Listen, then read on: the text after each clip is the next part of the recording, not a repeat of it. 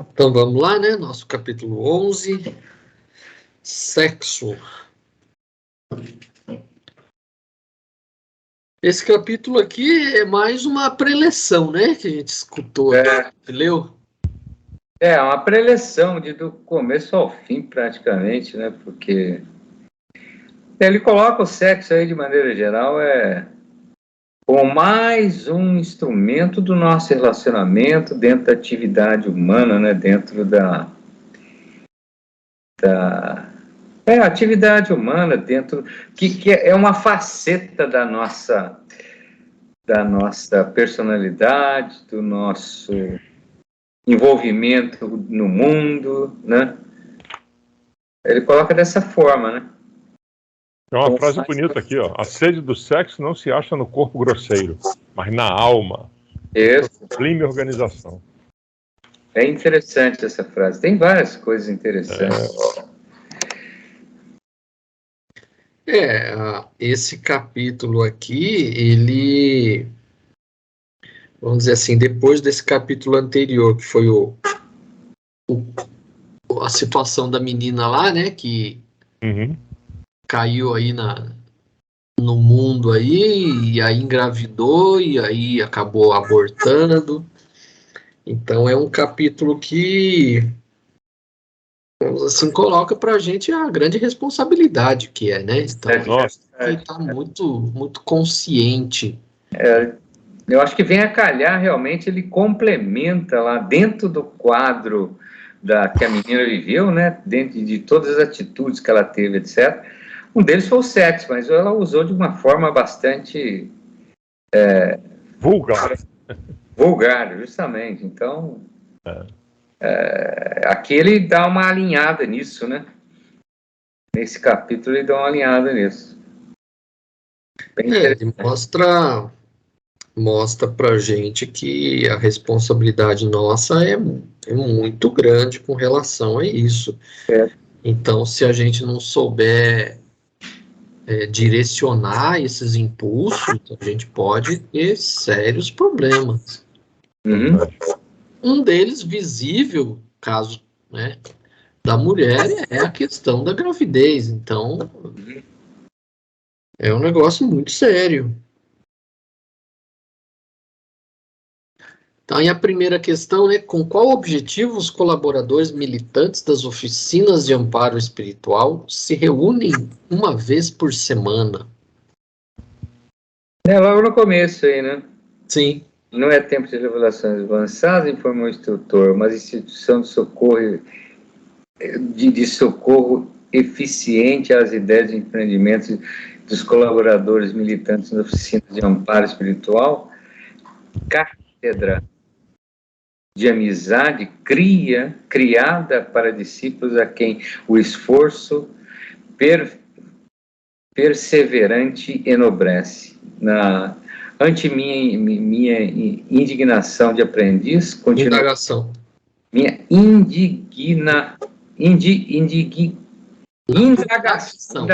indagação. Ante a minha indagação de aprendiz, continuou Gondoso, esses amigos iam uma vez por semana, a fim de ouvir os mensageiros autorizando-os no tocante a questões que interessam de perto ao nosso Ministério de Auxílio aos Homens. Estimo o teu comparecimento hoje, porquanto o emissário da noite comentará problemas referentes ao sexo.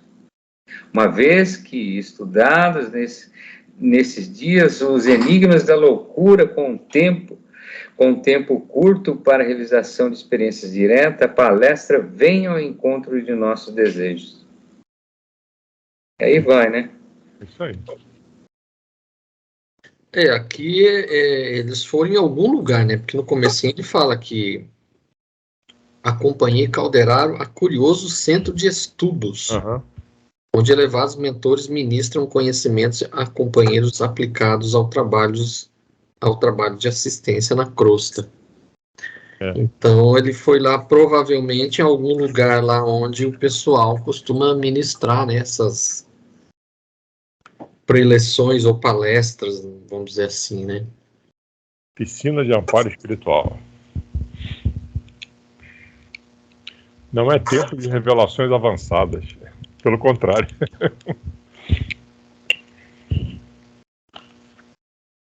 Instituição de socorro eficiente às ideias e empreendimentos dos colaboradores militantes nas oficinas de amparo espiritual.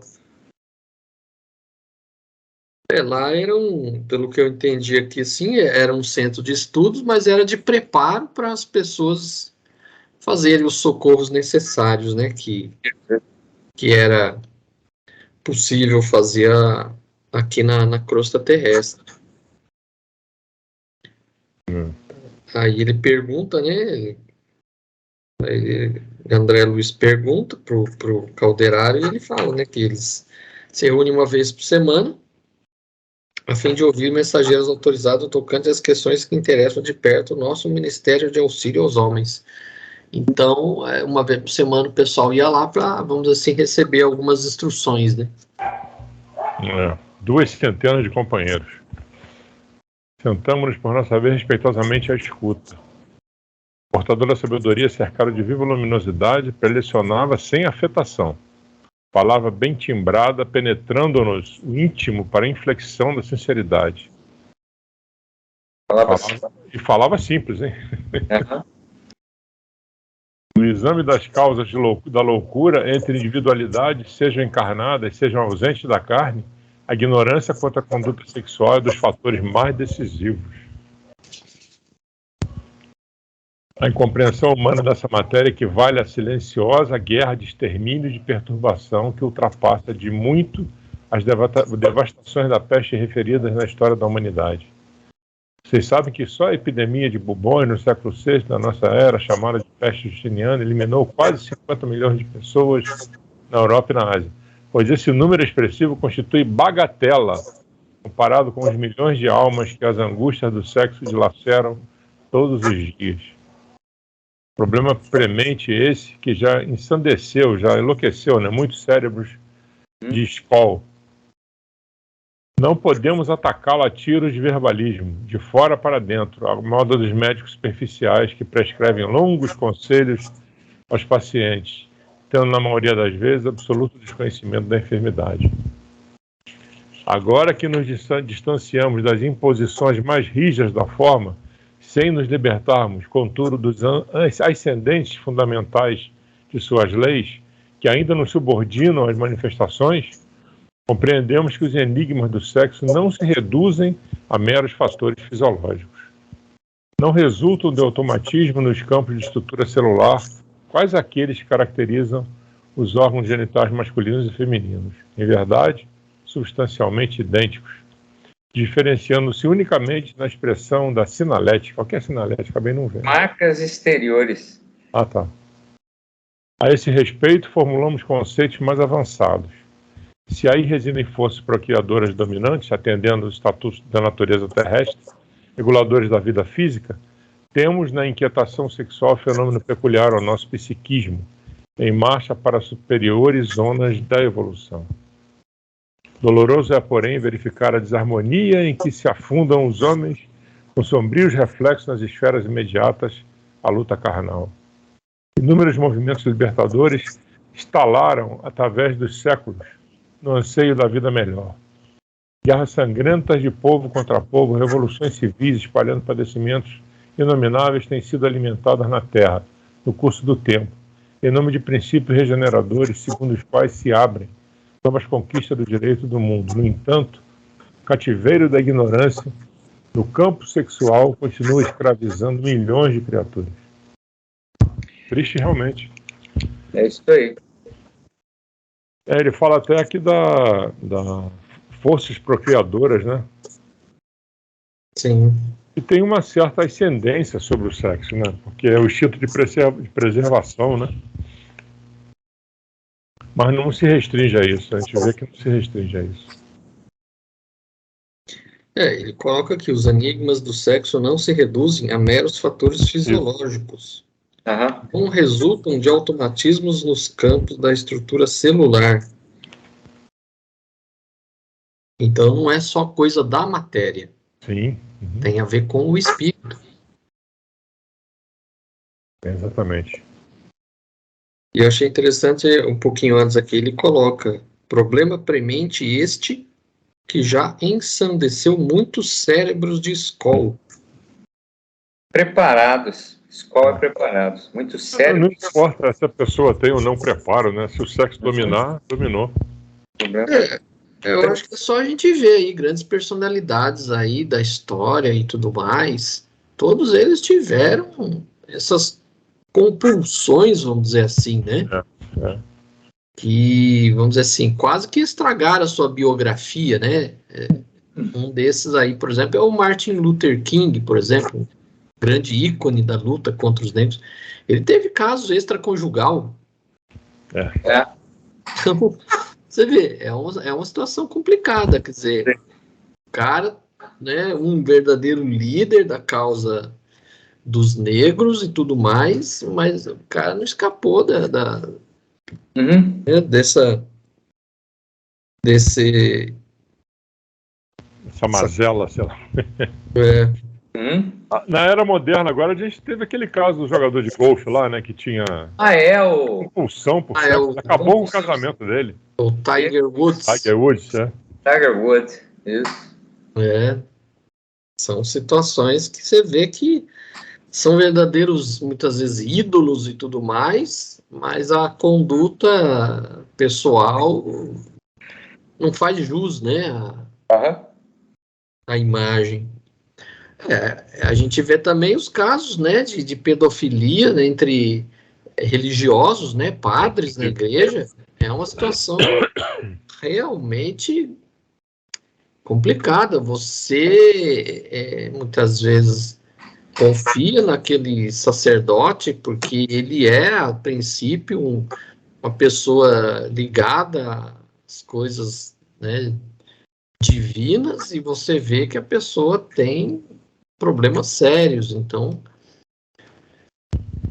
que é o que ele coloca aqui: problema premente esse que já ensandeceu muitos cérebros de escola. Quer dizer, muitas pessoas, a princípio, acima de qualquer suspeita, você acaba vendo situações realmente complicadas.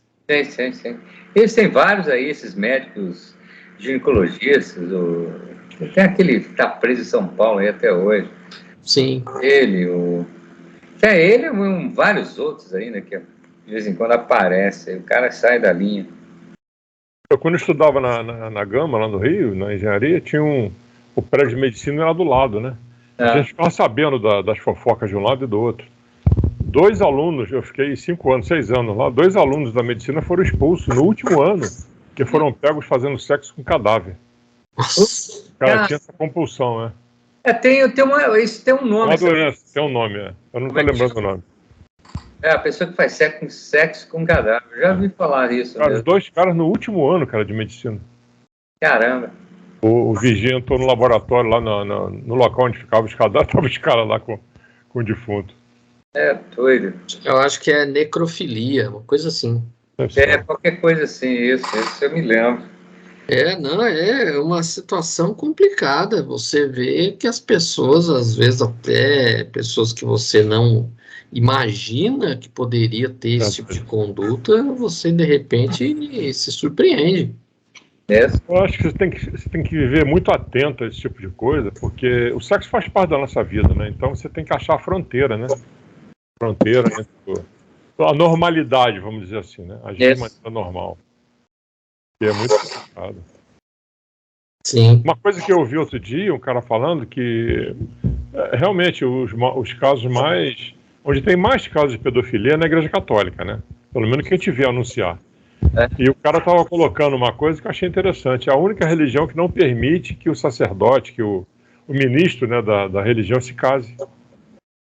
As outras religiões todas, o pastor pode se casar, pode ter família, então a pedofilia é menor. É claro que tem os doentes sempre em tudo que é lugar, mas na Igreja Católica isso é um fator agravante. Porque o padre, no final das contas, ele é um homem, pô. Então tudo bem, ele fez um juramento, ele ficou lá não sei quantos anos estudando, né? E eles fazem preparo psicológico, tem sessões de terapia ao longo do curso, mas o cara chegou um momento que ele aflora, né? Tem um caso também do padre que largou a batina para casar com uma apresentadora de TV aí. Sim, eu teve um caso, eu me lembro. Ela foi entrevistar ele, o cara se apaixonou pela mulher e... Mas no fim, por trás do padre, aquilo que você falou, é um homem, né? O cara tem a fisiologia dele toda baseada no corpo dele, ué. E a manifestação sexual, isso é um processo natural, né? O apetite sexual é da natureza humana, né? Então, o cara controlar isso não é fácil. Então, os caras realmente se deixam levar aí. Eles têm preparo para isso. Essa história do padre não poder casar, isso surgiu com uma intenção patrimonial, né? Então, eu não me lembro exatamente a partir de que ano que foi instituído o celibato, mas é coisa assim do século XI, século XII, uma coisa assim, eu acho, não tenho bem certeza. Mas foi por causa disso, para não haver sucessão hereditária de patrimônio. Isso. Então a igreja não iria partilhar os seus bens com os herdeiros, né, com os filhos dos padres. Sim. Essa foi a intenção de proibir o casamento dos padres. Mas a gente sabe que os padres, na Idade Média, principalmente, tinham filho com tudo quanto é mulher mesmo. Mas legalmente, como eles não poderiam ter filhos, não poderiam casar, legalmente não poderia transmitir herança, né? Essa é a intenção. Tem um ator aí, você falou filho do padre, eu lembrei. Tem um ator, esqueço o nome dele, é um cara aí já na faixa aí de uns 70, por aí. Pai da minha mulher aí, que já foi, inclusive, já desencarnou, etc., estariam aí na faixa também de 80. Ela é da região ali do centro do estado ali, Bauru, etc. Daí ela falou, esse rapaz aí, esse ator, né, que hoje, eu esqueço o nome dele, falou, a cara do padre. A cara do padre da paróquia lá. O padre da herói. Mas nossa senhora, mas diz que era a feição, a cópia fiel do padre, esse ator. E ele tá na casa aí de uns 70 pra lá, cara.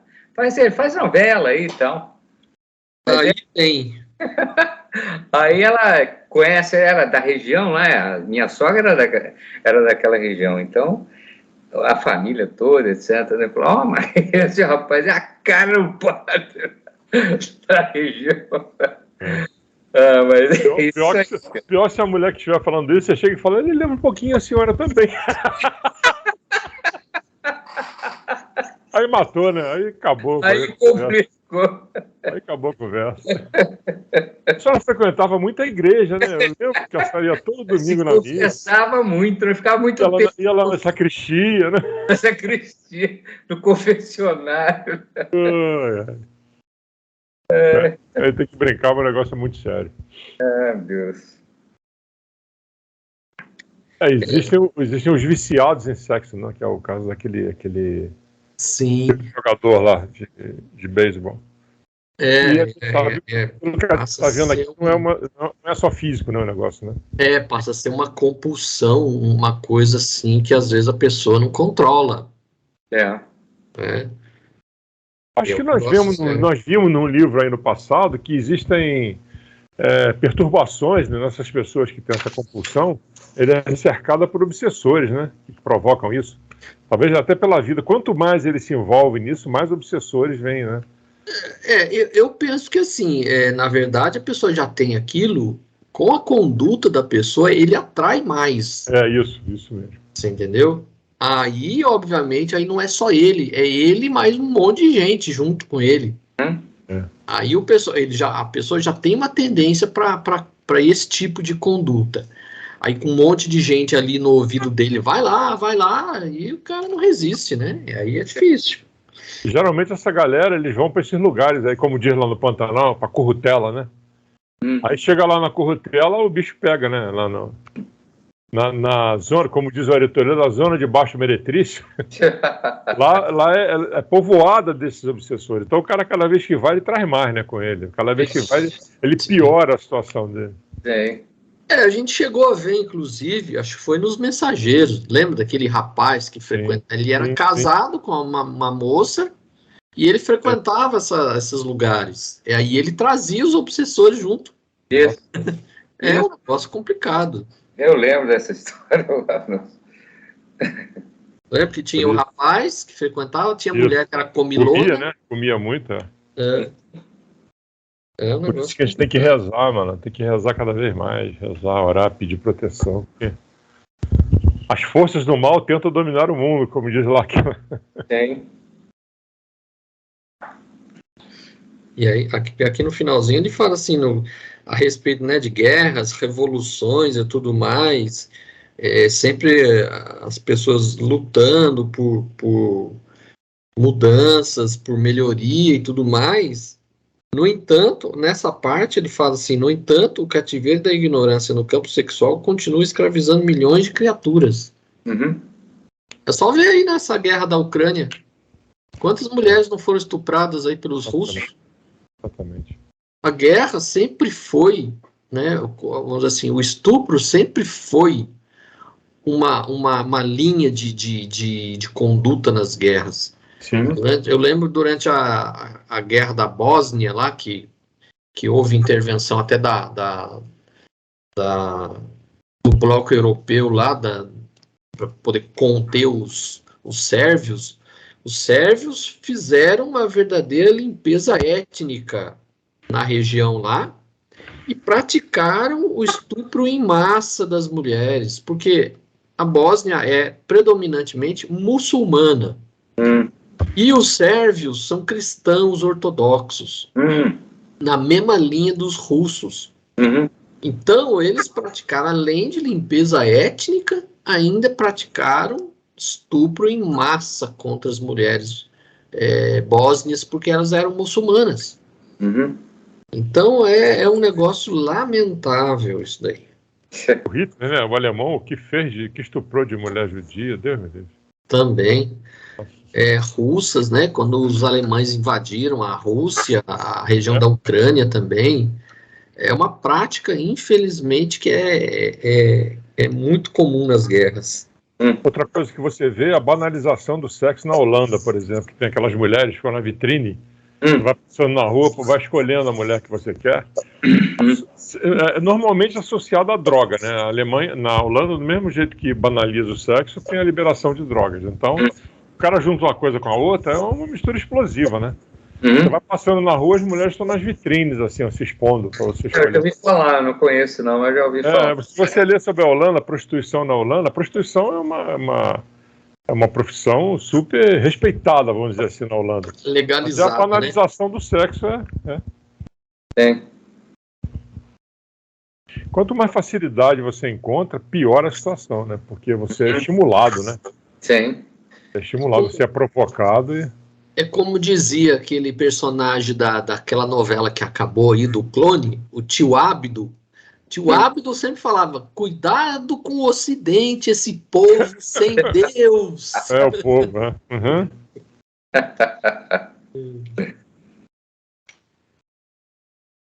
Aí vem a segunda e terceira praticamente quase que ligada aí, né? Isso.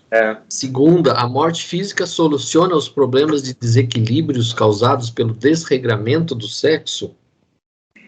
É inútil supor que a morte física ofereça soluções pacíficas aos espíritos em extremo desequilíbrio e entrega o corpo aos desregramentos passionais.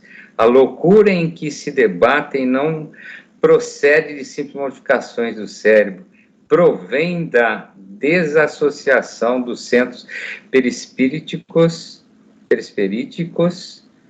e o que exige longos períodos de reparação. Indiscutivelmente, para a maioria dos encarnados, a fase juvenil das forças fisiológicas representa delicado estádio de sensações em virtude das leis criadoras e conservadoras que regem a família humana. Isso, porém, é acidente e não define a realidade substancial. Isso aí. E aí?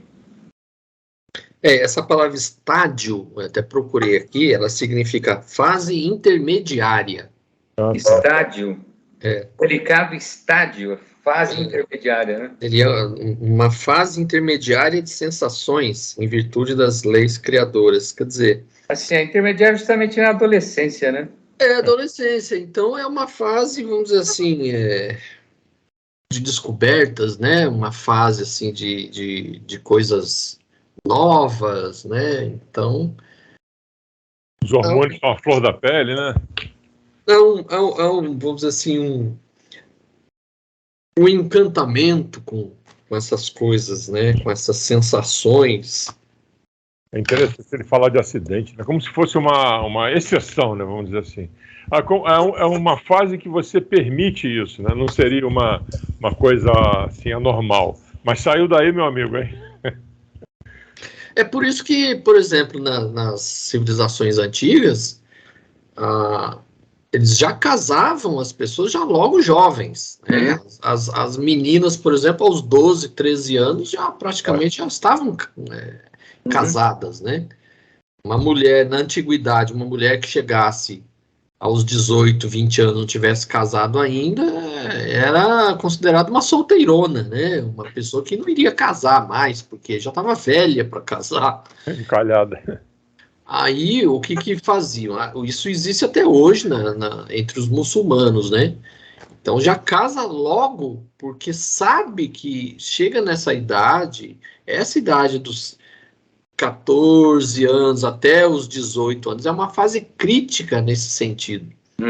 Então, eles já procuram casar logo a pessoa, que é para poder, né, não se desviar do padrão da religião, independente de comportamentos ser dissociado daquilo que realmente a religião prega, mas é uma linha de pensamento que eles têm, né, de convenção social, para tentar evitar, né, as coisas que a gente vê aí, como o Alexandre citou, e da Holanda. Então, para um muçulmano, esse tipo de coisa é um escândalo. Imagina a mulher ser oferecida como fosse um produto na vitrine. Isso não tem o menor sentido para eles. Uma coisa que você falou aí que me chamou a atenção é que você falou 14. Hoje em dia está muito mais baixa a idade. Você vê meninas de 9, 10 anos já se prostituindo até. É impressionante como é que está a idade, o despertar do sexo está cada vez mais jovem, né? As crianças mas muitas vezes esses casos aí, às vezes tem os pais por trás, porque precisa de dinheiro, a miséria. Isso é relatado muito lá na região amazônica. No Pará, as meninas são oferecidas porque é a única maneira, às vezes, de ganhar algum dinheiro, porque eles não têm trabalho, eles não têm, né, assim, trabalhar de pesca na lavoura, não vende muitas vezes nada. Às vezes as pessoas estão vivendo miseravelmente em barracos, em palafitas. A forma de ganhar algum dinheiro é oferecer a filha. Então essas meninas de 9, 10 anos, elas não estão indo porque querem, é a questão da necessidade. Isso que é mais triste.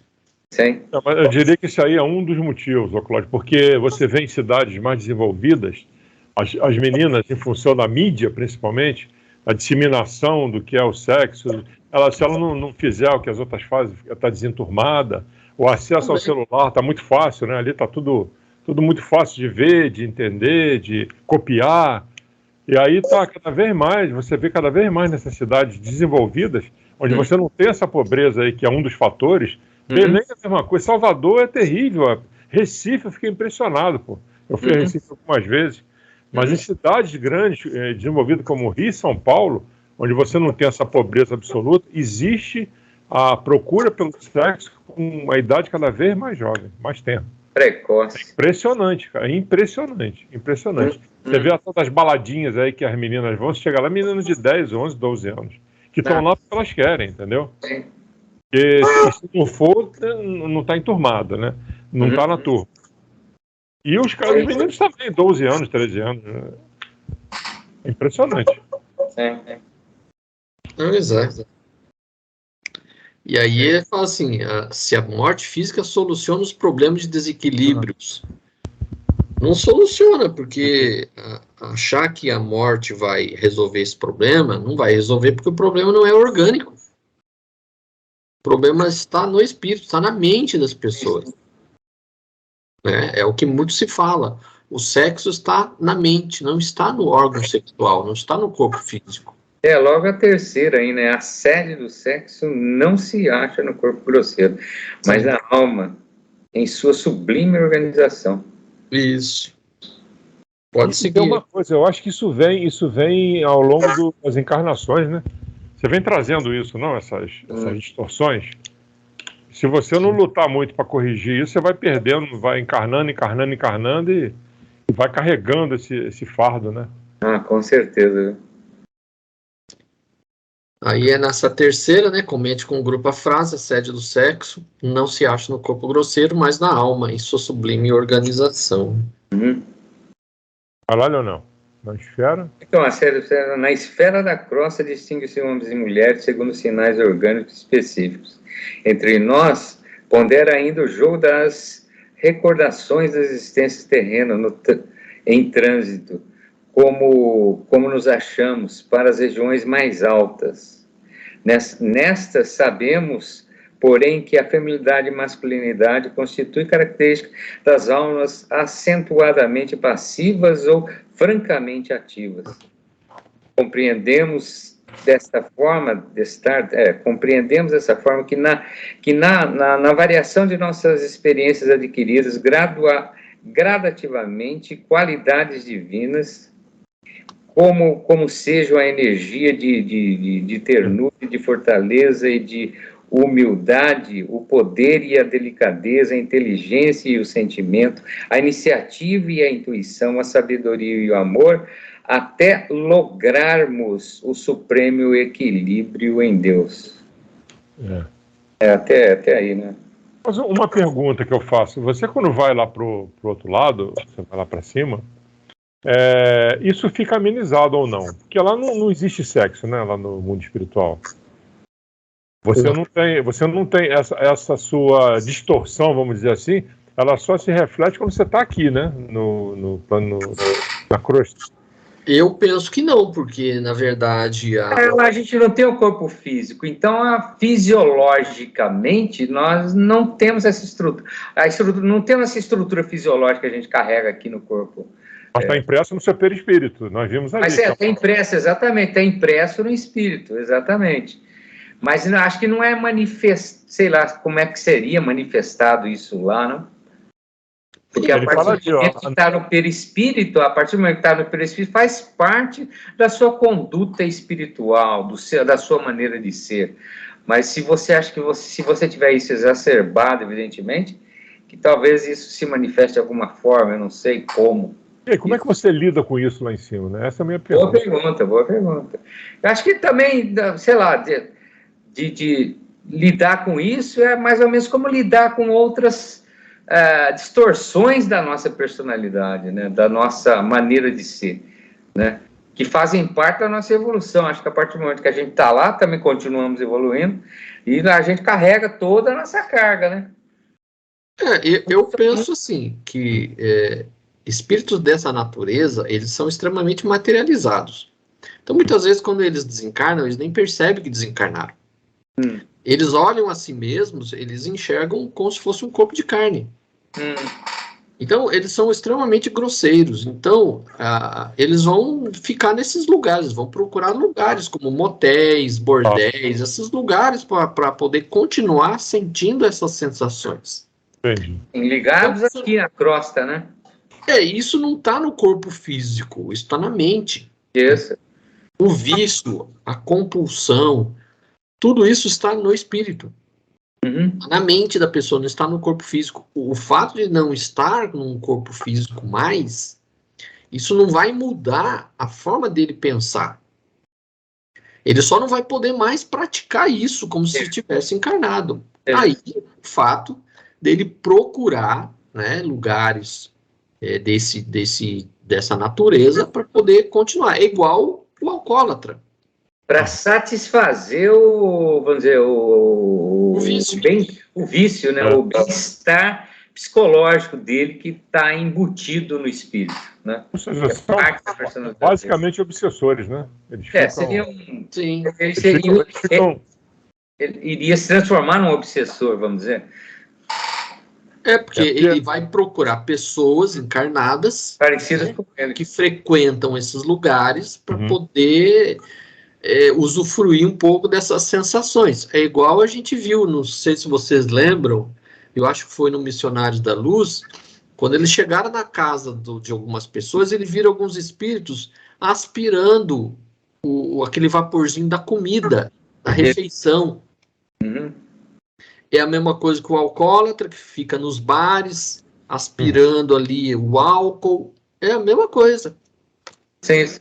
Então, o fato da pessoa não ter mais o corpo físico priva ela de fazer isso diretamente. Então, ele passa a fazer isso através de alguém encarnado. Isso. Então, são espíritos que basicamente não ficam lá em cima, eles estão aqui na crosta, permanecem por aqui. Sim. Entendi. Sim. Eles ficam ligados aqui.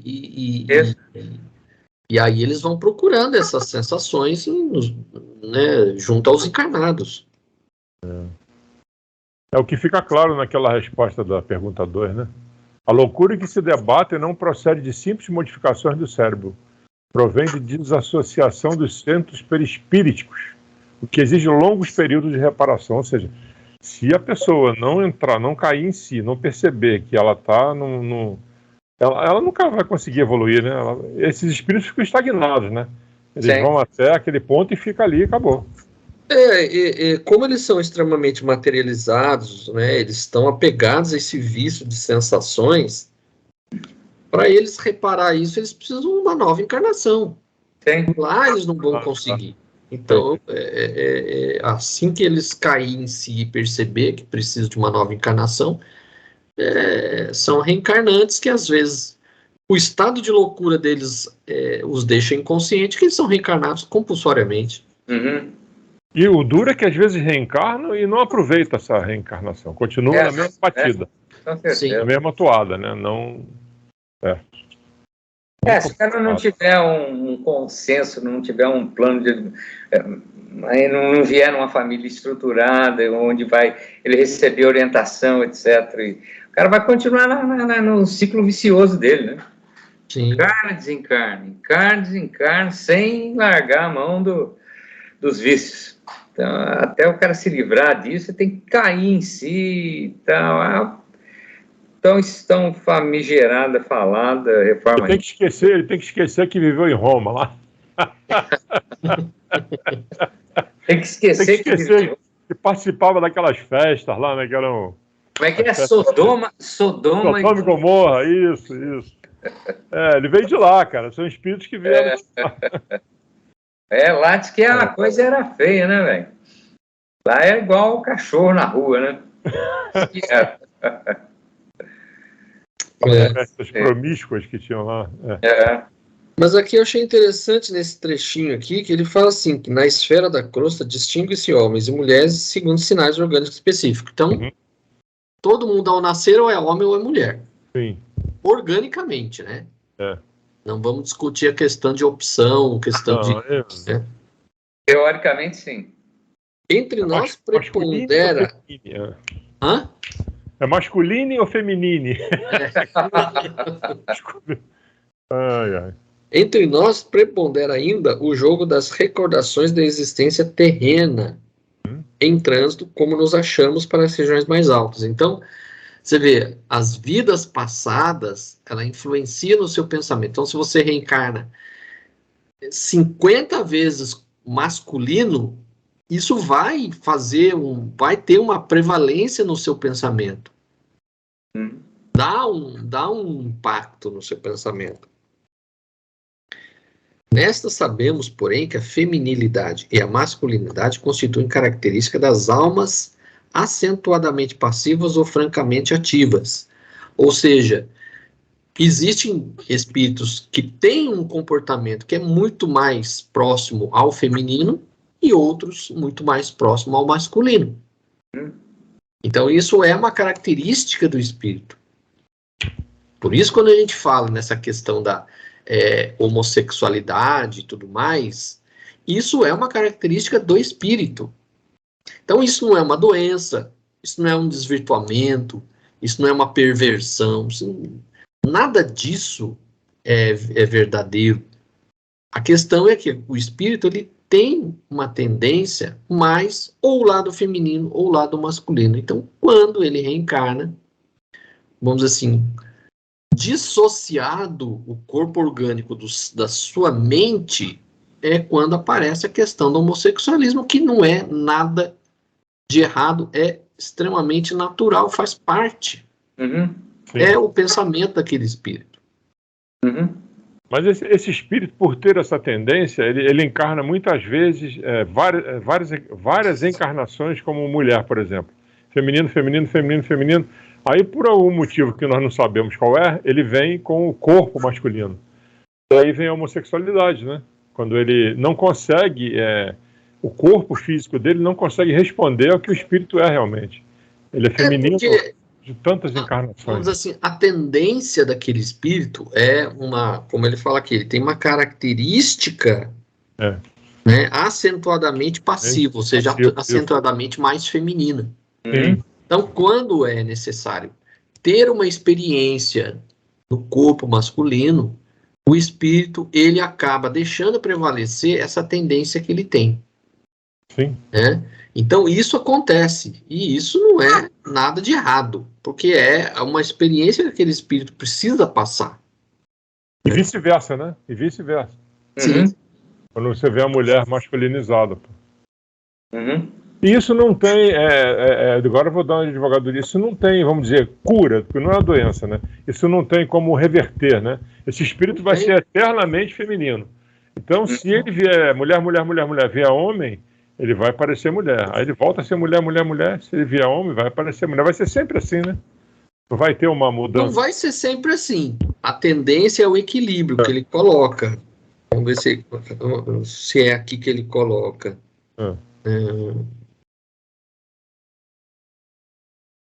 Teologarmos supremo equilíbrio em Deus.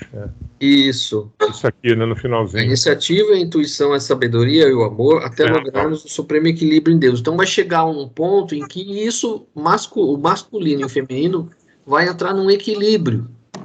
Então não poderemos mais dizer que aquele espírito ou é feminino ou é masculino. Você não vai conseguir perceber diferenças. Entendi. É o nível do espírito, por exemplo, de Jesus. Uhum. Ele veio no corpo masculino porque era necessário para o trabalho dele. Como mulher, diante das dificuldades da sociedade, ele não conseguiria fazer o trabalho dele. Mas se você perceber bem, ele não tinha nem uma característica forte masculina, nem forte feminina. O dele era equilibrado. Sim. Ele tanto amava os seus discípulos homens, como as suas discípulas mulheres. Uhum. E não era um amor carnal, era um amor celestial, um amor sublime. Sim. Era algo muito acima da matéria. Ali menciona aí, logo na frente, ele fala de Jesus, né? Ele fala de Jesus, que Jesus não teve família. Mas é interessante, né? Nesse parágrafo aí que ele termina dizendo o supremo equilíbrio em Deus, é tanta coisa que você tem que atingir, como ele chama de qualidade divina, né? Energia e ternura, fortaleza e humildade, poder e delicadeza. São tantas coisas que você tem que adquirir ao longo do tempo que é impressionante, né? Sim. E faz sentido. Por isso que a necessidade dos espíritos eles passarem tanto experiência feminina como masculina, que é para poder um dia chegar nesse equilíbrio. Entendi. Então, faz parte da evolução. Isso. Faz parte da evolução. Então, esse negócio de cura gay, isso não existe porque não é uma doença. Uhum. É coisa do não SUS. adianta querer curar. Tanto que o Conselho Regional de Psicologia proibiu os profissionais de oferecer esse tipo de tratamento, porque não é uma doença. Uhum. Tranquilo. Aí temos aí a quarta questão, né? Comente a importante lição de Calderaro. Não podemos esquecer que nenhuma exteriorização do instinto sexual na Terra, qualquer que seja a sua forma de expressão, será destruída, senão transmudada no estado de sublimação. Então, logo em seguida, aí, né, convictos dessa realidade universal, não devemos esquecer que nenhuma civilização do instinto sexual na Terra, qualquer que seja sua forma de expressão, será destruída, senão transmutada ou convertida, né, no estado de sublimação. As manifestações dos próprios irracionais participam do mesmo impulso ascensional. Nos povos primitivos, a eclosão sexual primava pela posse absoluta. Os povos primitivos, a eclosão sexual primava pela posse absoluta. A personalidade integralmente ativa do homem dominava a personalidade totalmente passiva da mulher. Até aí, né? Isso. Pois é a quinta. Aqui vamos dizer assim, é um complemento do que veio antes, né? Exatamente. Que não vai haver, no futuro, não vai haver uma prevalência, não vai haver como a gente vê hoje, que o masculino domina, a mulher é submissa, mesmo apesar de ter já melhorado bastante, né, em relação a direitos aí que a mulher tenha, ainda não está numa situação de equilíbrio. Então, o que ele coloca aqui é isso. No passado, a coisa era bem mais complicada. Hoje, né, já é um pouquinho melhor, mas vamos dizer assim, a tendência seria um dia a gente buscar realmente essa mudança e essa integração, esse equilíbrio onde ninguém mais vai ter direito a mais ou a menos, ou é porque é homem ou porque é mulher. Sim. Mas é uma transformação lenta, né? Isso que ele deixa claro ali, né?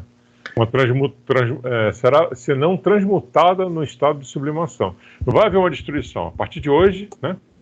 Sim. Aí ele vem descrevendo aqui, né, a personalidade integralmente ativa, etc. O trabalho paciente dos milênios transformou, todavia, essas relações. A mulher mãe e o homem pai deram acesso a novos sopros de renovação do espírito. Uhum.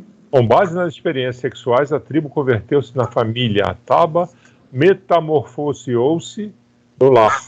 A defesa armada cedeu ao direito, a floresta selvagem transformou-se na lavoura pacífica. A heterogeneidade dos impulsos nas mesmas extensões do território abriu campo à comunhão dos ideais na pátria progressista. A barbárie ergueu-se em civilização, os processos rudes de atração transubstanciaram-se, os anseios artísticos que dignificam o ser, o grito elevou-se ao cântico e, estimulada pela força criadora do sexo, a coletividade humana avança vagarosamente embora para o supremo alvo do divino amor. Da espontânea manifestação brutal dos sentidos menos elevados, a alma transita para a gloriosa iniciação. Que bom, né, que está sendo assim. Pô. Você vê que ele fala aí, né, que o homem primitivo, ele se impunha e tal, e tudo era pela força, etc. Daí houve a evolução, que é onde que ele menciona aqui que a tribo converteu-se na família. A Taba metamorfoseou, ou seja, modificou no lar. Ou seja, a casa se transformou em lar, né? Antigamente era só a casa, hoje você tem um lar, né? A defesa na verdade, do direito à floresta. O sexo virou uma ferramenta para você criar uma família, né? Sim. Ele tem sido importantíssimo nesse aspecto aí. E aí você, com a família, você consegue ir revertendo certas coisas, né? Isso que eu estou entendendo. Sim, sim. A família já vai se montar uma estrutura, um ambiente não é renovação também, mas um ambiente propício, teoricamente deveria ser isso. Uma família tem que ser um ambiente onde o ser que se engaja nela, ele vai obter elevação, né? Deveria ser assim. Aqui ele vai assim dando um histórico, né, desse aspecto social, né, que a humanidade teve. Yes. Então, antes individualizados, né? Depois associando-se a uma família. Essa família, aos poucos, se associou a outras famílias, criando comunidades. Depois essas comunidades viraram cidades, aí viraram estados, né? Países.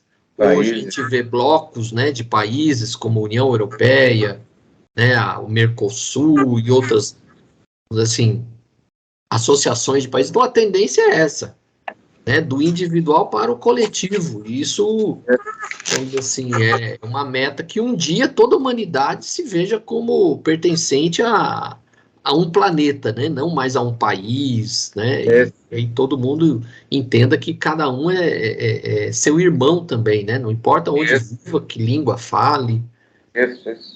Essa é a ideia, né?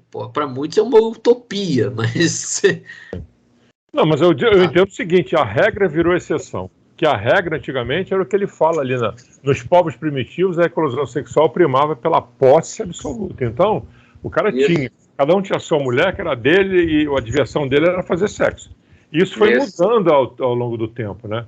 O que era a regra virou exceção hoje em dia. Você tem ainda casos, né, dentro das famílias, mas hoje em dia a família conseguiu sobrepor essa posse, né, essa visão de que o homem tem que pegar a mulher e viver com ela, e não tem televisão, pô, né, não tem... Então isso daí vem mudando ao longo dos tempos. E ele complementa... É bastante animalizado, né, vamos dizer. O sexo é bastante animalizado, né? Isso, exatamente. Desejo, posse, simpatia, carinho, devotamento, renúncia, sacrifício constituem aspectos dessa jornada sublimadora. Por vezes a criatura demora-se anos, séculos, existências diversas de uma estação a outra. Raras individualidades conseguem manter-se no posto da simpatia com equilíbrio indispensável. Individualidade não funciona. Muito poucas atravessam a província da posse sem duelos cruéis com os monstros do egoísmo e do ciúme aos quais se entregam desvairadamente. Muito poucos, tá aí, as exceções. Reduzido o número percorre os departamentos do carinho sem se algemarem por largo trecho aos gnomes do exclusivismo. Reduzido o número. E, às vezes, só após milênios de provas cruciantes e purificadoras, consegue a alma alcançar o zênite luminoso do sacrifício para a suprema libertação no rumo dos novos ciclos de unificação com a divindade. Bom, aí nós temos aí a quinta questão, né, que comente sobre a evolução sexual desde os povos primitivos, da posse absoluta do homem sobre a mulher até os dias de hoje. Isso, essa é a resposta, Dan. Eu falei, né, antes, eu me empolguei tanto com o texto que eu falei. Mas é isso aí que a gente entendeu desde a pergunta 4, eu entendo mas assim. Mas é isso mesmo. Você veio tendo uma transformação importantíssima, né, do que era sexo, na concepção da palavra, e virou família. Dentro das famílias você tem as distorções, né? As exceções. Bem interessante. A gente ainda vê um pouquinho hoje desse sentimento de posse, né? Você vê marido aí matando a mulher, que não aceita a separação e tudo mais, mas ainda estamos aí num planeta de prova e expiação, ainda não somos uma humanidade regenerada, né? Então, infelizmente, ainda acontece. Tem pessoas que ainda acha que a mulher é posse dele, né? Propriedade. Infelizmente acontece. E muitas vezes o cara destrói a família que ele mesmo construiu na frente dos filhos, né? O filho vê o cara matar a mulher. Tá doido. Isso que é triste. Porque aí acaba não só matando a mulher, acaba destruindo a vida dos filhos também, né? Mas tem uma história interessante que, assim, quando na Grécia Antiga, né, Atenas e Esparta eram duas cidades, assim, completamente opostas, né? Enquanto Atenas era uma cidade democrática, das artes e tudo mais, né, todas as expressões artísticas, filosóficas, Esparta era uma cidade extremamente militarizada, hierarquizada, autoritária, né? O mais engraçado é assim, que a gente vê que na democracia ateniense as mulheres não tinham direito de expressão, eles não podiam votar, elas não eram consideradas nem cidadãs. Né? Era considerado assim, era proibido que as mulheres falassem em público em Atenas, por exemplo. Uhum. Mulher não podia falar em público, só os homens. Uhum. Se você estivesse caminhando na rua, você não podia abordar uma mulher para falar em público com ela. Isso era proibido. Nossa. Quando eu vejo isso aí, eu vejo muito hoje o Afeganistão, né? É muito parecido a coisa. Ao lado que era em Esparta, por exemplo, as mulheres espartanas, ao contrário, elas podiam participar da vida pública, podiam falar nas assembleias, elas tinham muitas vezes direção de negócios e tudo mais. Então é um negócio meio doido, né? Uma cidade que se dizia democrática e tudo mais, liberal e tudo mais, as mulheres eram extremamente reprimidas. Uhum. Numa sociedade que era considerada autoritária, militarista e hierarquizada, as mulheres tinham muito mais liberdade. Tanto que os atenienses achavam assim completamente absurdo como os espartanos tratavam as suas mulheres, né? Porque eles achavam que isso não era educação apropriada para as mulheres. Aí um ateniense, né, encontrou, né, uma vez uma mulher espartana. E aí ele perguntou, né, mas por que vocês, mulheres aqui em Esparta, têm tanta liberdade, né? Coisa que lá em Atenas nós não temos, né? Por que vocês têm tanta liberdade? A mulher espartana deu uma resposta muito simples e objetiva. É porque somos nós que damos vida a vocês. Ou seja, sem as mulheres, os homens não existem. Sim. É verdade. Só para ilustrar. Sim. Aí vem a sexta questão. Comente a frase. Claro está que assim como se submete o diamante ao disco do lapidário para atingir o pedestal da beleza, assim também o instinto sexual para coroar-se com as glórias do êxtase há que dobrar-se aos imperativos da responsabilidade, às exigências da disciplina, aos ditames da renúncia. Irrisório seria, pois, reclamar do homem de evolução mediana a conduta do santo. Entre esse finalzinho e a última frase, tem um trecho, né, no livro. Ele fala... O êxtase do Santos foi um dia um mero impulso, como diamante lapidado, gota celeste eleita para refletir a claridade divina. Viveu na lama, ignorado entre as pedras brutas, né? Claro está que, assim como se submete ao diamante a um disco do lapidário para atingir o pedestal da beleza, assim também o instinto sexual para coroar-se com as glórias do êxtase há que dobrar-se aos imperativos da responsabilidade, às exigências da disciplina, aos ditames da renúncia. Essas conclusões, contudo, não nos devem induzir a programas de satisfação compulsória no mundo carnal. Nenhum homem... Programa de santificação. Essas conclusões, contudo, não nos devem induzir a programas de santificação compulsória no mundo carnal. Nenhum homem conseguiria negar a fase de evolução em que se encontra. Não podemos exigir de um primata, né, inculto, envergue a beca de um catedrático que se ponha de um dia para outro a ensinar o direito romano. Irrisório seria, pois, reclamar do homem de evolução mediana a conduta do santo. A natureza e representação na inesgotável bondade é a mãe benigna que oferece trabalho e socorro a todos os filhos da criação. Sua determinação de amparar-nos é sempre tanto mais forte quanto mais decidido é o nosso propósito de progredir na direção do bem supremo. É aí, né? Sim.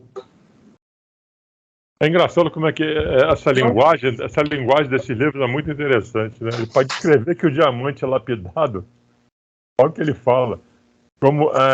Claro que assim como submete o diamante ao disco do lapidário para atingir o pedestal da beleza. Ou seja, uma pedra bruta... É um poema, né, cara? Você lapidar o diamante, ele transforma num poema. Nossa Senhora! Mas é interessante, e aí ele compara, né, com você querer que o primata envergue a beca de um catedrático e se ponha um dia ou outro a ensinar o direito romano. Então, é que ele arremata na frase, nesse texto que tem entre as duas, irrisório seria reclamar do homem de evolução mediana a conduta do santo. Uhum. Ou seja, não dá, né? Por enquanto ainda não dá. Ainda somos ainda pedras brutas. Não tão brutas assim, mas em evolução. Ele coloca bem claro assim, que a gente não está no nível de um santo, né? Então, é natural que as pessoas vão sentir desejo e tudo mais. Então, isso não é problema. Uhum. O problema sempre é a questão do descontrole, do excesso,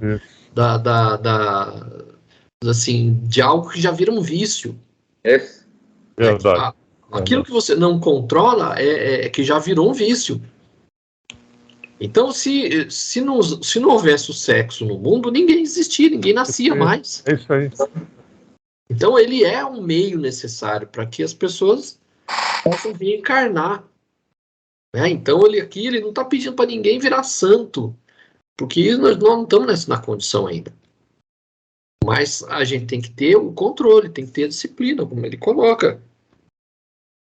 A gente não pode virar um negócio que vai...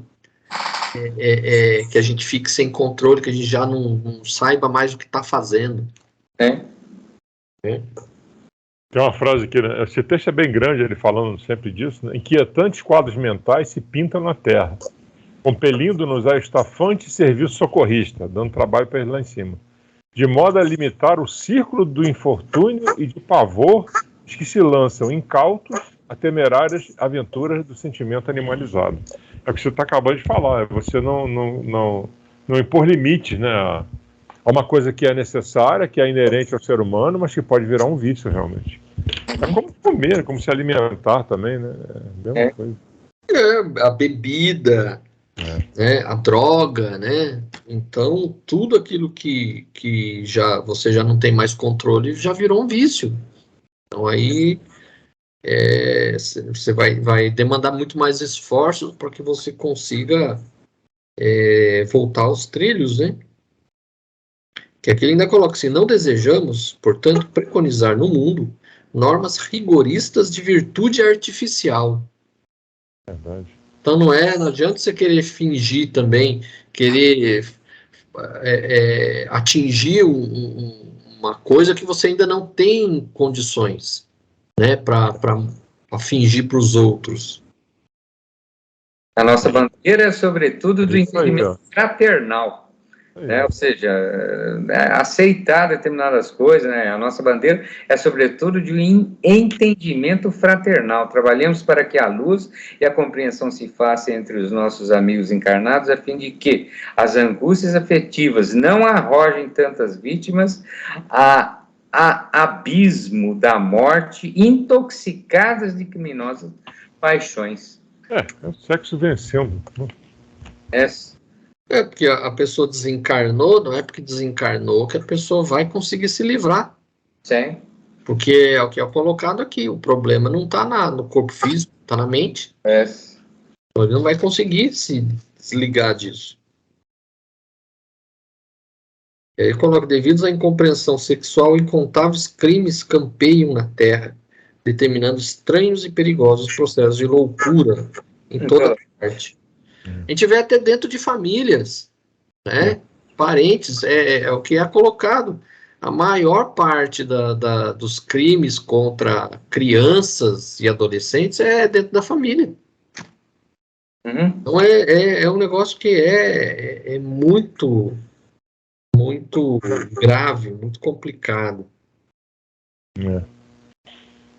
Ele está sempre falando da medicina, do que você pode fazer pelo corpo, mas tem o espírito, não adianta, você tem que querer, né?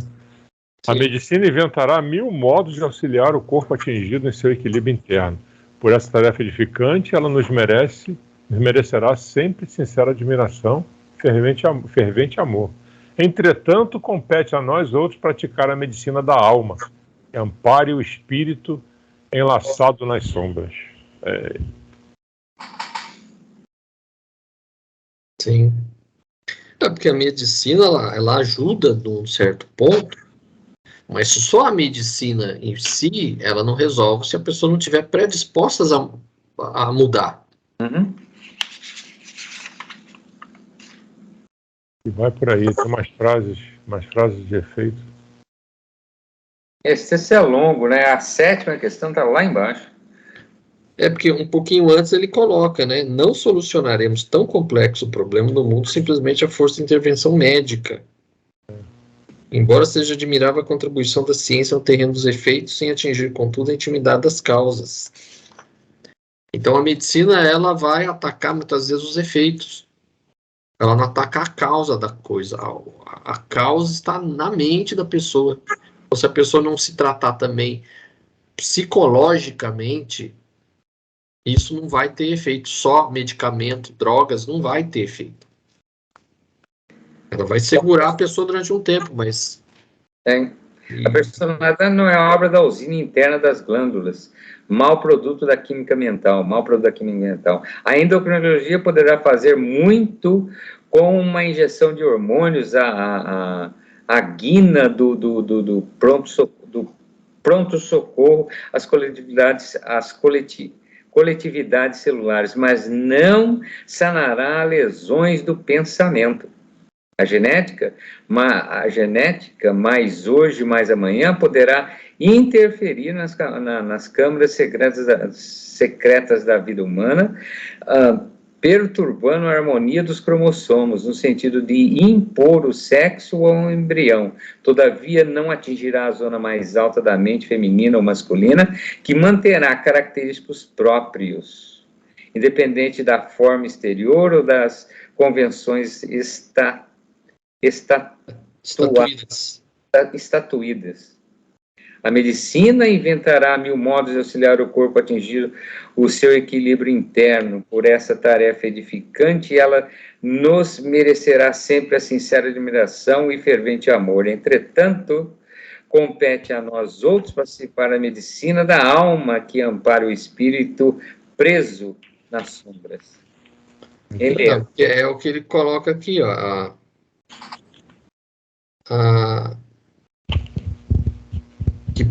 Que a pessoa pode nascer homem ou mulher, masculino ou feminino, mas a mente desse espírito mantém essas características. É a característica própria daquele espírito, ou é mais para o lado feminino ou é mais para o lado masculino. Aí ainda coloca, independentemente da forma exterior ou das convenções estatuídas. Então, não importa o sexo orgânico daquele corpo físico. Você se ver como homem ou como mulher é algo que está na mente. O plano espiritual tem uma função importantíssima aí nesse campo, né? Pelo que ele fala aqui, as intervenções deles são fantásticas, né? São frequentes, pô. Tem um termo. O que a gente viu em estudos anteriores, né? A gente está sempre sendo assessorado.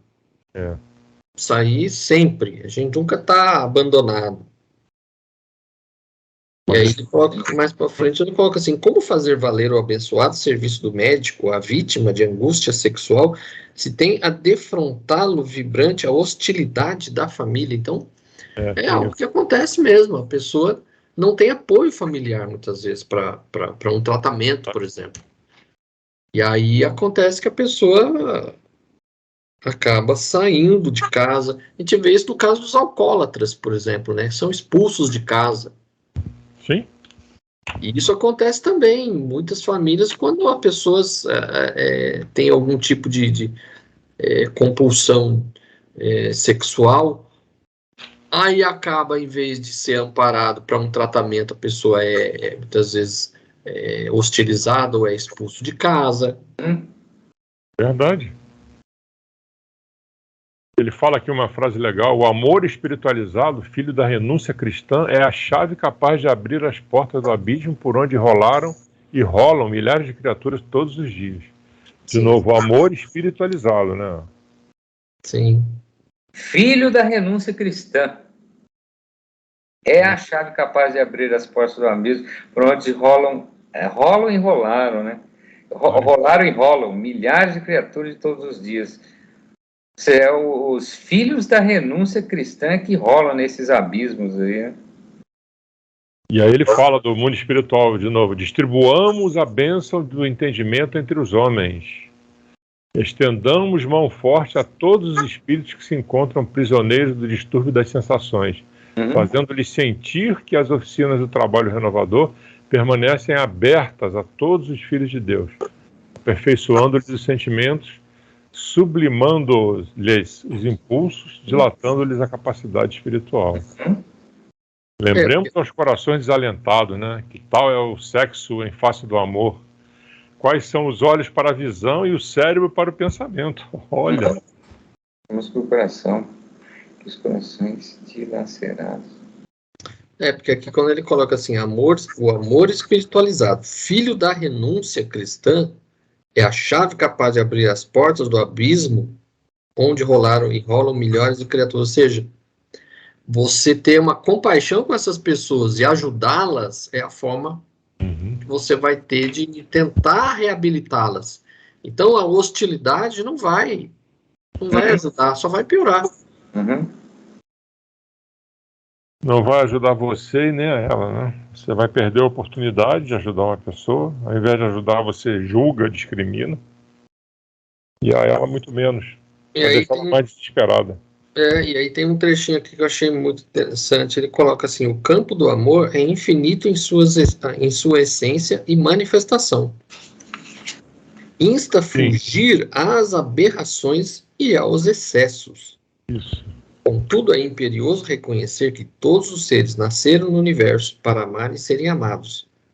Por vezes, vigoram para muitos deles, temporariamente, os imperativos da prova benéfica, os deveres do estatuto expiatório, as exigências do serviço especializado em que estudantes, devedores e missionários se obrigam a longas fases de fome e sede do coração. Isso, porém, não representa obstáculo ao amor. Jesus não partilhou o matrimônio normal da terra, e, no entanto, a família de seu coração cresce com os dias.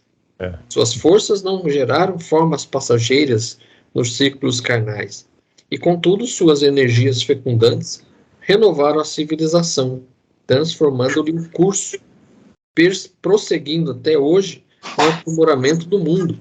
Sim, é aquilo que a gente tinha comentado, ó, Jesus não teve família, não se casou, etc., mas a transmissão de amor e essa difusão dos ensinamentos, etc., fez que justamente um exemplo de família, né? A família de Jesus foi o quê? Foi o próprio mundo, né? Todos os seres, os filhos dele, né? A humanidade toda, né? A humanidade como um todo, né? Não foi só, o amor dele era para a humanidade como um todo. Hoje você tem um pai e uma mãe que o quê? Ama os filhos próximos ali, né? Então, o pessoal considera a célula de qualquer sociedade, a família, né? E é por aí mesmo, né? É por aí. Você conclui que muito dessa evolução, né, mesmo dessa transformação de sexo, como sendo o centro das atenções em família, tem a mão de Cristo. Sim, dentro da família. É uma pequena... Apesar de muitos acharem que Jesus nasceu de uma virgem, se não fosse o sexo, Jesus não tinha nascido. Para muitos pode parecer uma heresia isso, né? Não, imagina, Jesus foi o Espírito Santo, né? É sempre aquela coisa de colocar o sexo como algo ruim, algo sujo. Sexo faz parte, é normal, é coisa da vida. Então, a gente entende. Fisiológico, a necessidade de sexo é como a necessidade de comer, né? De se alimentar o seu corpo físico, né? Através da alimentação, né? E o sexo é uma parte, uma faceta da individualidade de cada um. Porque aqui ele coloca assim, que muitas vezes algumas pessoas vêm no mundo e não são destinadas a casamento. E o fato de você não casar, não ter uma família, isso não te impede, porque aí ele dá o exemplo de Jesus, isso não impede você de fazer o bem, de amar a todos, porque Jesus fez isso e ele não precisou casar, não precisou ter filhos. Jesus não partilhou o matrimônio normal na terra, e, no entanto, a família do seu coração cresce com os dias. As forças não geraram formas passageiras dos círculos carnais, né? E, contudo, suas energias fecundantes renovaram a civilização, transformando o curso progressivo até hoje, no aprimoramento do mundo. Então, ele não precisou do sexo para fazer isso. Ele não precisou, porque ele utilizou, vamos dizer assim, uma força amorosa que era muito mais sublime do que simplesmente sensações físicas. Isso. Tem um livro aí que eu estou lembrando o nome agora, que ele descreve é como se ele voltasse no tempo, numa nave que é criada, enfim. Aí ele vai até a época de Jesus. E na época de Jesus ele criou um capítulo dentro do livro para falar só de Maria. E ele faz uma alerta antes de... Ele coloca um aviso na contracapa desse capítulo. Se você entende que Jesus Cristo é filho de uma virgem, não leia esse capítulo. Então ele dá um alerta, né? E no capítulo ele vai e descreve a atividade sexual de José e Maria, assim, de uma maneira sublime, né? Perene. Daí nasce Jesus Cristo. Então ele alerta, não leia esse capítulo, porque para muita gente é uma heresia você falar isso, é uma blasfêmia, né? Sim.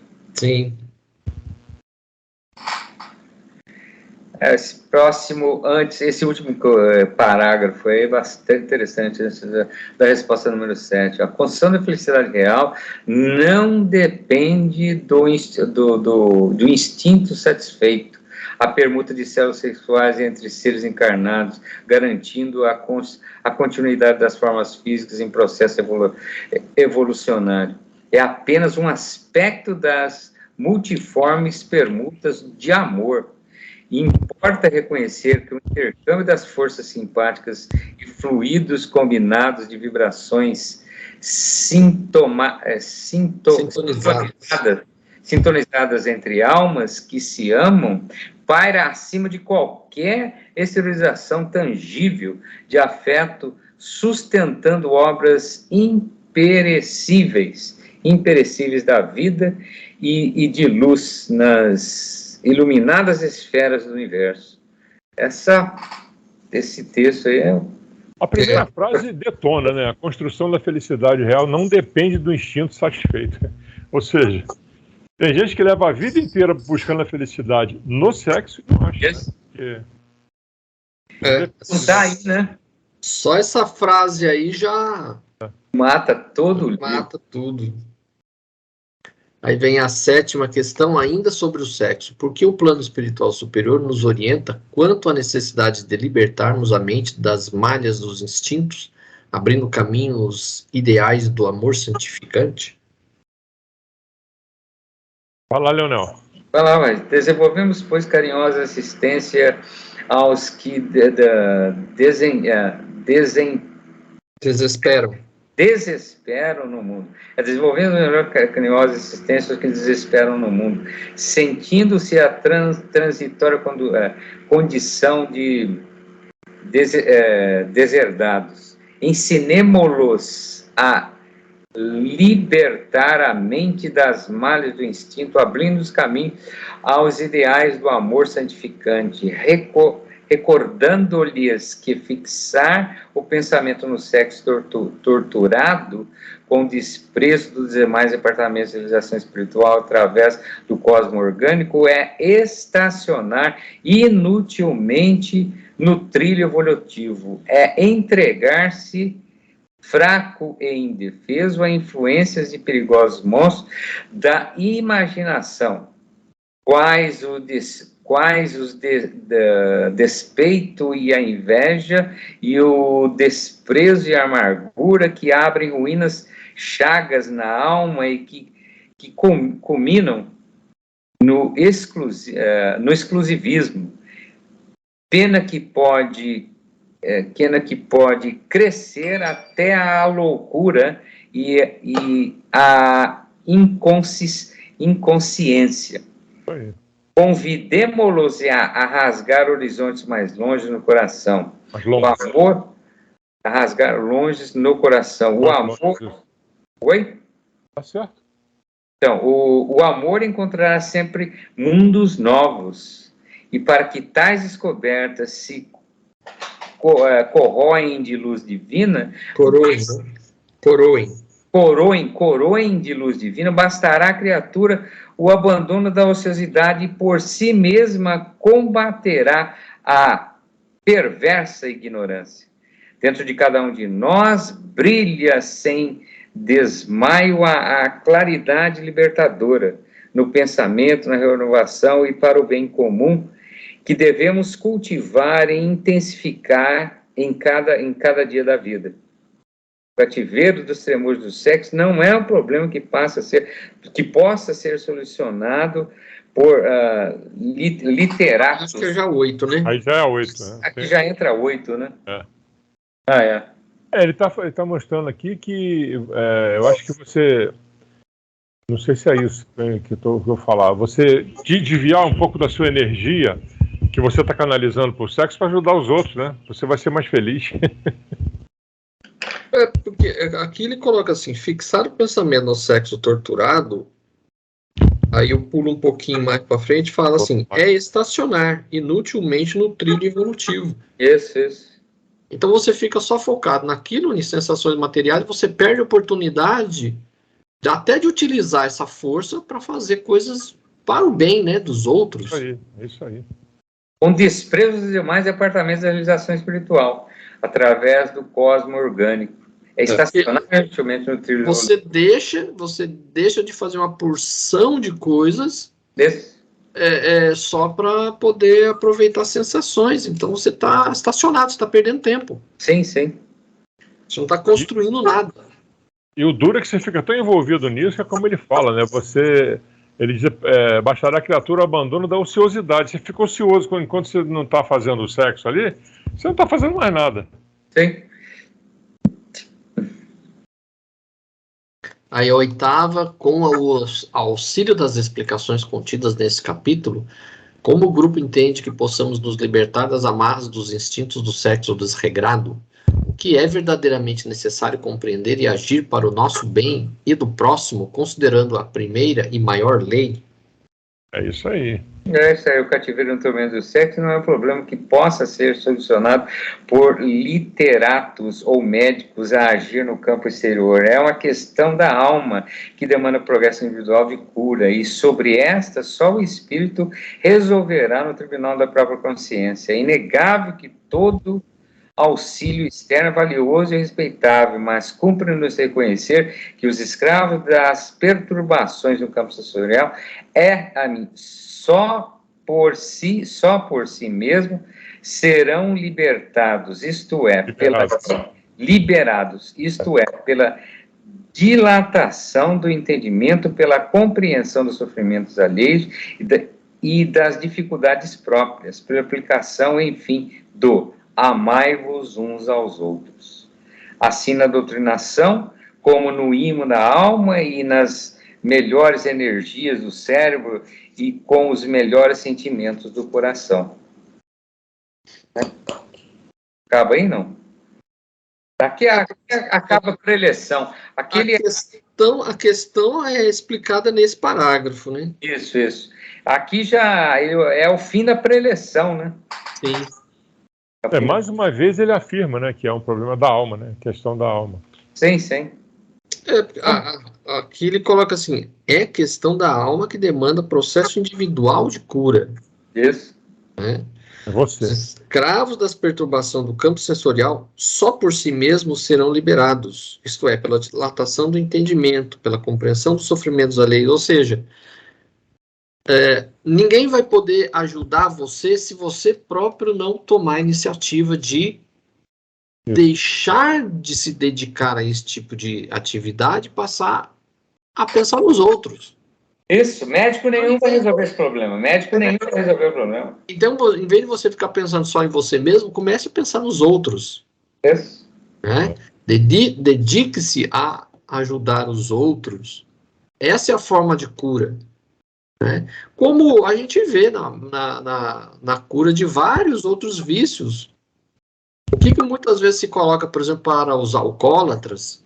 Você fazer trabalhos manuais, você trabalhar em horta e tudo mais. Ou seja, você tem que colocar focar sua mente em uma outra coisa que ocupe a sua mente e que seja uma coisa útil. É assim que você vai conseguir se libertar de todo e qualquer vício. Como minha avó sempre falava, né? Mente vazia cabeça vazia, casa do diabo. Oficina do diabo.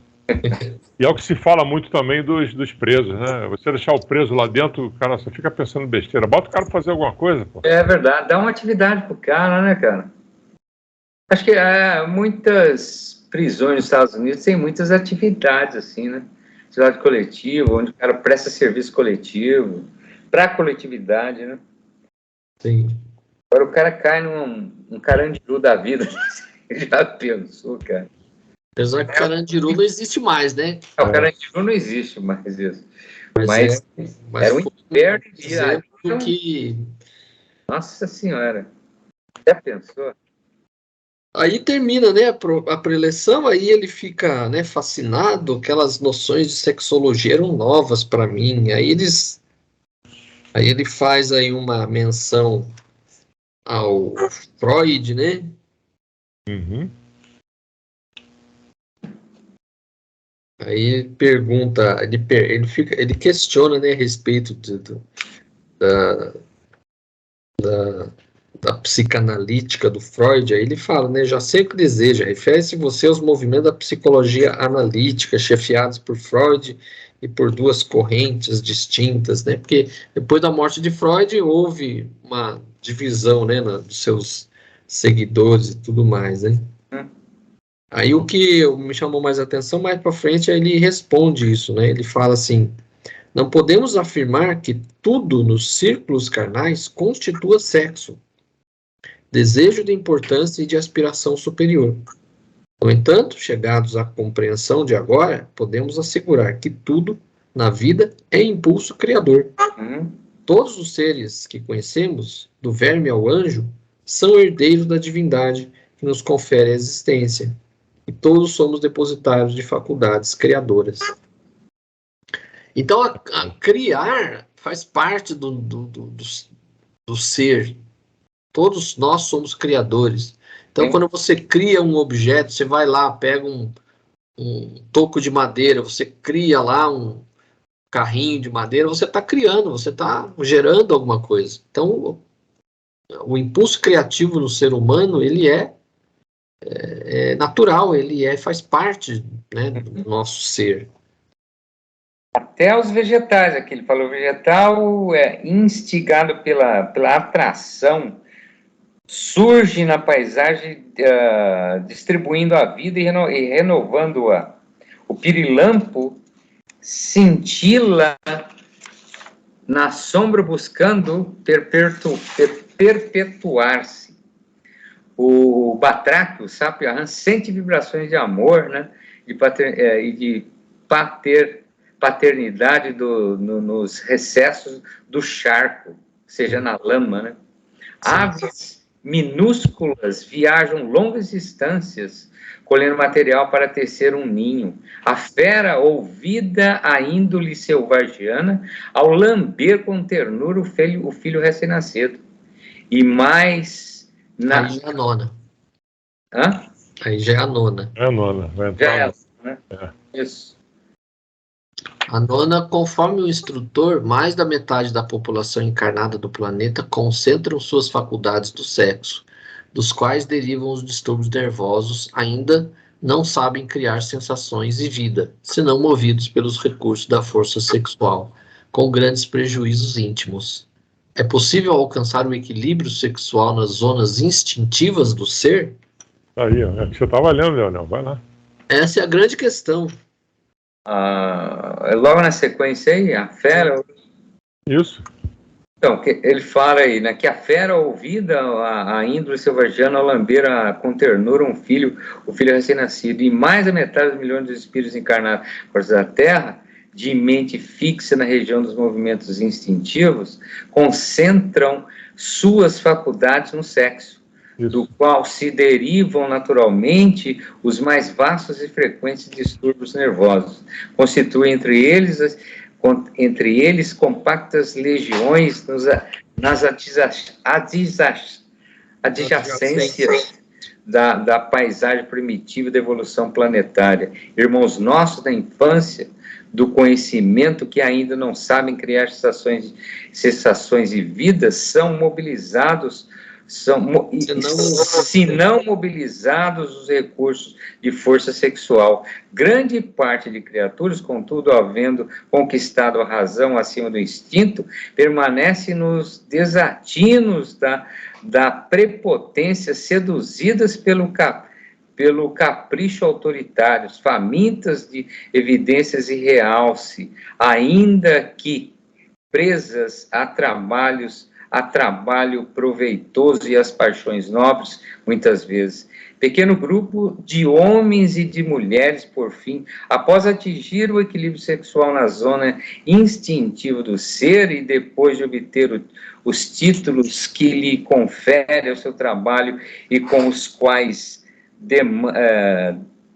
dominam na vida, regendo as energias próprias em pleno regime de responsabilidade individual, passam a fixar-se na região sublime, na superconsciência, não mais encontrando alegria integral no contentamento do corpo físico e na evidência pessoal. Procura alcançar os círculos mais altos da vida, absolvidos em idealismo superior, sentem-se no limiar das esferas divinas, já desde a estrada nevoenta da carne, à maneira do viajor que, após vencer os caminhos ácidos da terra noturna, estaca desajustado entre as derradeiras sombras da noite e as promessas indefiníveis da aurora. Para este, o sexo, a importância individual e as vantagens do imediatismo. Tá faltando aqui, tá trocado. Imediatismo terrestre são sagrados pelas oportunidades que oferecem aos propósitos de bem-estar. Entretanto, no santuário de suas almas resplandece nova luz. A razão particularista convenceu-se em entendimento universal, cresceram-lhes os sentimentos sublimes na direção do campo superior, pressentem a divindade e anseiam pela identificação com ela. São os homens e as mulheres que, havendo realizado os mais altos padrões humanos, se candidatam à angelitude. De um modo ou de outro, porém... Só para a gente ver, acho que até aí acho que já responde. Óbvio, a nova e última, né? Essa superconsciência que ele citou aqui, vocês sabem o que é? Superconsciência? A superconsciência... Passam a fixar-se na região sublime, na superconsciência, não mais encontrando. Que superconsciência seria essa? Na posição do cérebro lá, né? Isso. Eles fixar-se na região sublime, na superconsciência, não mais encontrando a alegria integral do contentamento do corpo. Lembro que anteriormente ele cita essa divisão do cérebro em três partes. Sim. Os lobos frontais é essa superconsciência que ele coloca aqui, né? A zona intermediária, que é o presente, a parte de trás, que é o passado. Então, os lobos frontais, que é a superconsciência, ou seja, as aspirações futuras. Enxergando que não é mais, não encontra alegria no contentamento do corpo físico, né? Está mais espiritualizado. Você deixa de concentrar as suas aspirações no material, no hoje, e passa a pensar mais em coisas para frente, futuras, ou seja, coisas mais espiritualizadas. Sim. Você começa a desligar um pouco da matéria. Então, a forma como a gente vai conseguir alcançar esse equilíbrio e sublimar isso é justamente isso. É a gente deixar de ficar ligado muito na parte instintiva material. Uhum.